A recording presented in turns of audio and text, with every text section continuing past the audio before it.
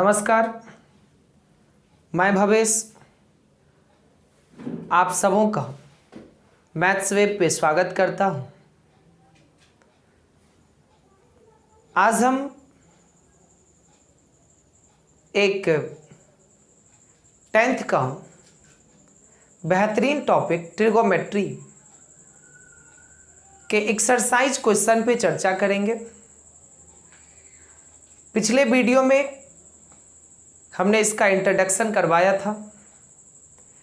आप लोगों में से जो भी इंट्रोडक्शन वीडियो नहीं देखे हो वो जा कर के प्लेलिस्ट में इंट्रोडक्शन का वीडियो देख ले और एक्सरसाइज 8.1 एनसीईआरटी क्लास 10th का क्वेश्चन नंबर फर्स्ट से आज हम स्टार्ट करेंगे।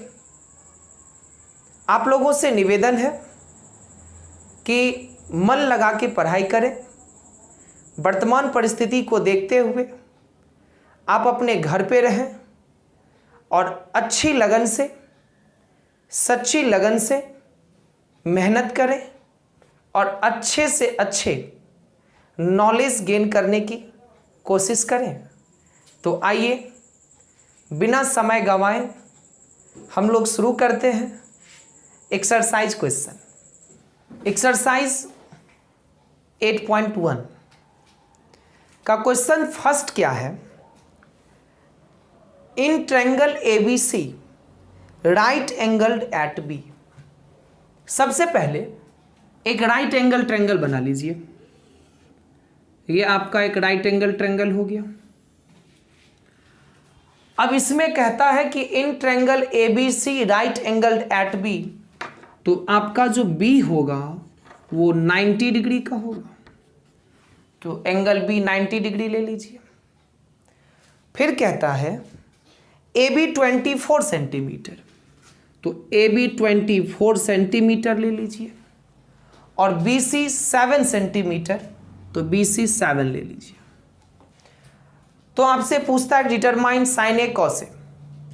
तो सबसे पहले जब भी इस टाइप का क्वेश्चन आपको दिखे तो सबसे पहला काम क्या करें, जब भी कभी ट्रायंगल के दो साइड दे दें, और हमेशा ट्रिगोमेट्री का ये रेशियो में हमेशा आपको दो साइड ही देंगे, तो आप जो साइड नहीं दे, जैसे कि अभी परपेंडिकुलर और बेस दे दिया है, हाइपोटेनस नहीं दिया है, तो उस साइड को आप फाइंड कर लें। कैसे करेंगे? तो हमने आपको बताया था कि हाइपोटेनस निकालने के लिए एक फॉर्मूला होता है √√p² प्लस b²। तो आपका p कितना है 24 सेंटीमीटर और b कितना है 7 सेंटीमीटर। तो अब स्क्वायर 24 का और 7 के दोनों को स्क्वायर करके प्लस कर देंगे और जो इसका स्क्वायर रूट होगा वही आपका कर्ण मतलब हाइपोटेनस हो जाएगा। तो अब बताइए 24 का स्क्वायर कितना होता है 576 और 7 का स्क्वायर 49, और इस दोनों को जब आप प्लस करेंगे तो ये हो जाएगा 625, और 625 का स्क्वायर रूट अगर आपसे पूछूं तो 25, इसका मतलब ये जो आपका हाइपोटेनस है ये 25 सेंटीमीटर हो जाएगा। ध्यान रहे, जब यदि आपको स्क्वायर नहीं आता हो या स्क्वायर ना याद हो तो आप 1 से लेकर के 20 तक का स्क्वायर याद कर ले। नहीं तो बहुत जल्द हम एक वीडियो अपलोड करने वाले हैं स्क्वायर पे, तो आप उसे जा कर के देख लीजिएगा। अभी देखते हैं सर, तो अब हमारा ये तीनों साइड फाइंड हो गया। अब पूछता है क्वेश्चन नंबर फर्स्ट साइन ए और कॉस ए। तो साइन ए, अब देखिए ध्यान से समझिएगा, साइन ए मतलब ए आपका यहां है, तो इस एंगल की बात किया तो एंगल ए के लिए ये परपेंडिकुलर होगा और ये बेस हो जाएगा। याद रहे जिस एंगल की बात करें उसके सामने वाले साइड हमेशा परपेंडिकुलर होता है। और जो ये एक साइड है वो आपका बेस बन जाएगा और हाइपोटेनस नो चेंज। तो इसके लिए ये P होगा और ये B होगा और ये हाइपोटेनस रह जाएगा। अब कहिए तो साइन ए होता क्या है?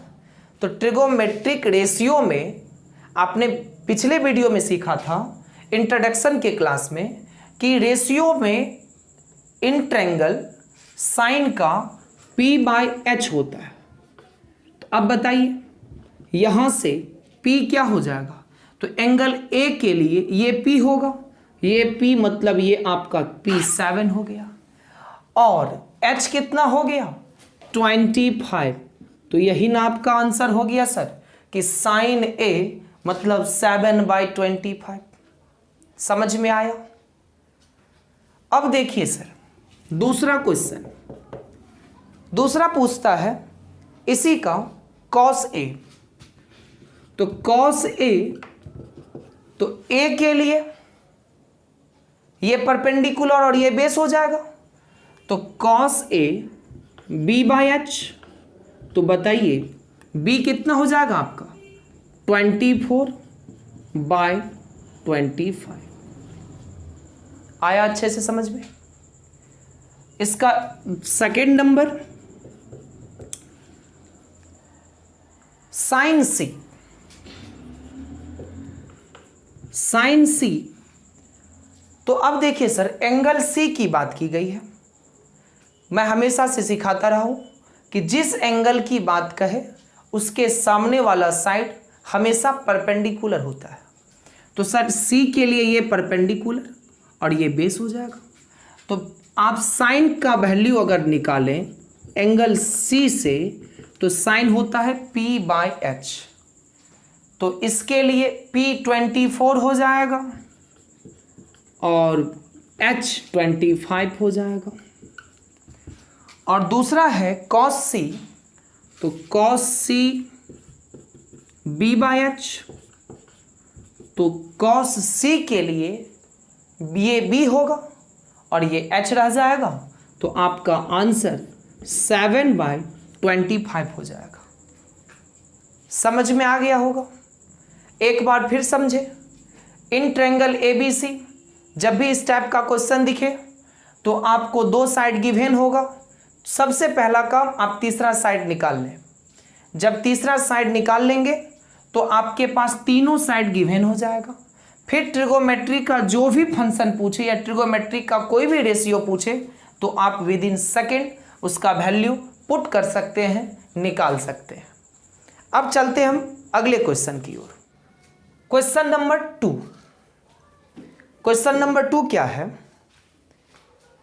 इन फिगर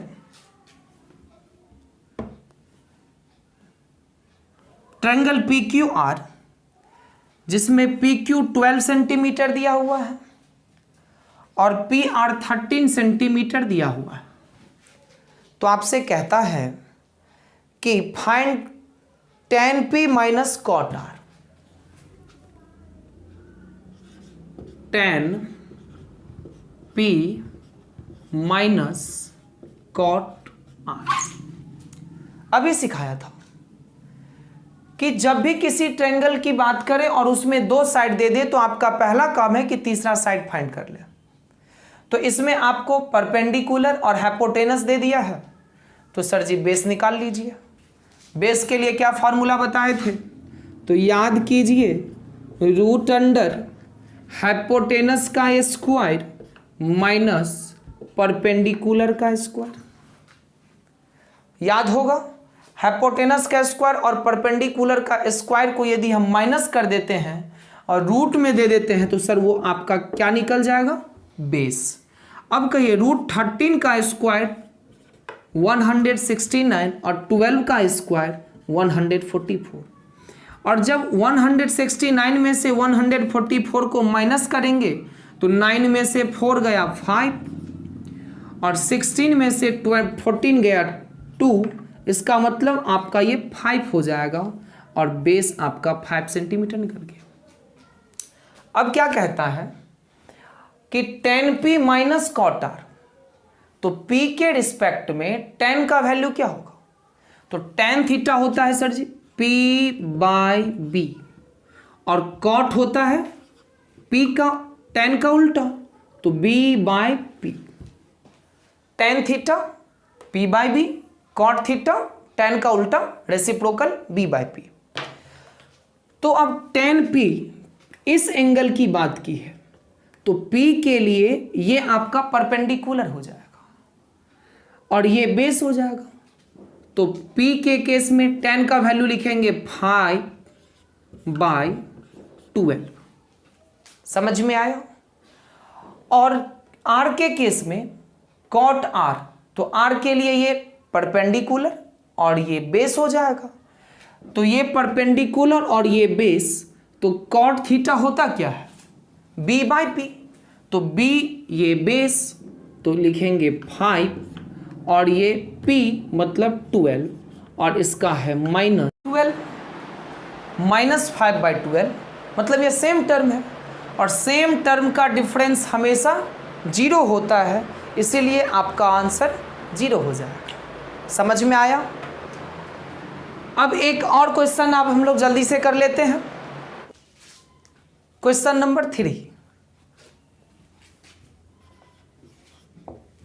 क्या है? Question number 3, if sin A equal to 3/4, तो sin A इक्वल टू 3/4, तो कैलकुलेट sin A दिया हुआ है और cos A और tan A आपसे पूछ रहा है, cos A और tan A। अब एक बात बताइए, विदाउट फिगर भी आप इसे बना सकते हैं। sin A 3/4, तो sin का मतलब क्या होता है?